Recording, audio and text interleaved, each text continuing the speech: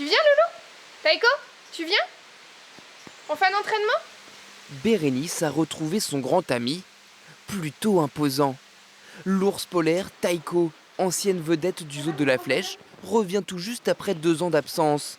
Il faut alors reprendre ses marques, de la confiance et multiplier les exercices médicaux avec une attention particulière au niveau des pattes immenses. Les pattes, ça va être une zone, une fois bien travaillée, où on peut réaliser des prises de sang. Donc c'est très bien d'avoir des paramètres sanguins sans passer par une anesthésie. Et puis après, voilà, des contrôles visuels, contrôle du corps, contrôle du dessous des pattes, contrôle de l'intérieur de la bouche.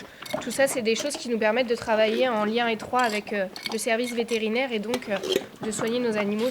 Une retrouvaille heureuse. En 2020, Taïko avait dû quitter la Sarthe direction Budapest pour se reproduire hors d'Europe, question de brassage génétique. Mais le Covid a chamboulé les plans et le zoo de la Flèche compte maintenant 3 ours polaires. Nos ours polaires viennent d'autres parcs européens et donc sont habitués à nos températures. On n'est pas sur des ours qui ont connu le milieu naturel, donc ils ont le poil et le gras qui correspond aux températures de chez nous. Car un animal de l'Arctique en Sarthe, cela peut interroger. Le zoo de la Flèche fait partie du programme de conservation des ours polaires en Europe et surveille ces ursidés. Évidemment, ici, on ne les nourrit pas avec de la graisse de phoque. Ils ont un régime qui est plus adapté.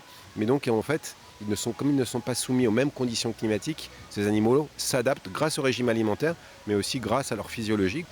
Et lorsqu'il fait très chaud, ils vont faire comme nous, ils vont rechercher l'ombre, ils vont rechercher aussi l'humidité. Donc, le parc que vous voyez là derrière moi permet tout ça. Il y a de l'ombre, il y a des bassins pour que l'animal puisse se rafraîchir et se mettre aussi à l'abri du soleil.